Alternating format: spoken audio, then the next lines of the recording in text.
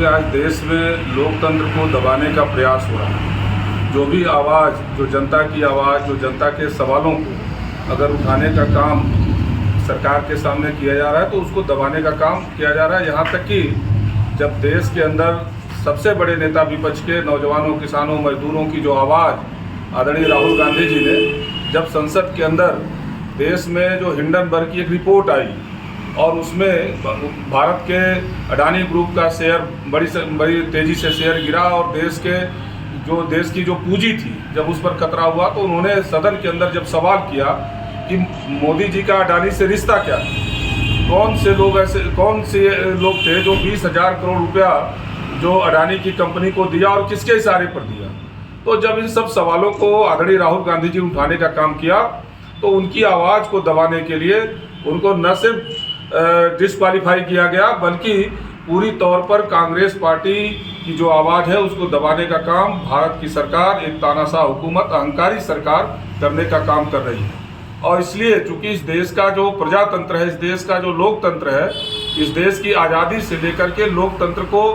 बनाने में कांग्रेस पार्टी के लोगों की कुर्बानियाँ रही हैं। कांग्रेस पार्टी ने असंख्य कुर्बानियों को दे करके इस देश के लोकतंत्र को और इस देश के निर्माण में अपनी भूमिका को निर्वहन करने का काम किया है। तो जब आज देश के अंदर एक ऐसी हुकूमत है जो तानाशाह हुकूमत है, जो लोगों की आवाज़ को दबाना चाहती है और पूंजीपतियों के इशारे पर जो कुछ देश के किसानों, नौजवानों के हक और अधिकार को मार करके अपने कुछ पूंजीपति मित्रों की मदद करना चाहती है,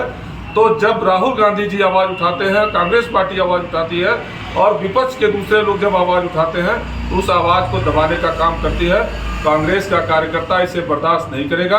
कांग्रेस का कार्यकर्ता इसे सदन से लेकर सड़क तक लड़ने का काम करेगा।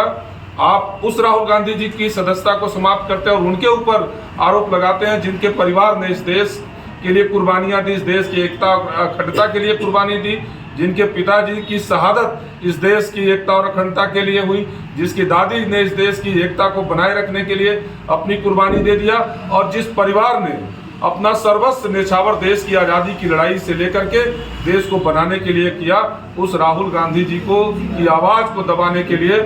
इस सरकार ने सदन से बाहर करने का काम किया। निश्चित रूप से कांग्रेस पार्टी इसके खिलाफ लड़ेगी, इसके खिलाफ संघर्ष करेगी। आप सदन के अंदर हमें दबाने का प्रयास करेंगे तो हम सड़क को गर्म करने का काम करेंगे और इसकी शुरुआत हो गई है। अभी कल ही सुल्तानपुर के अंदर हमारे कांग्रेस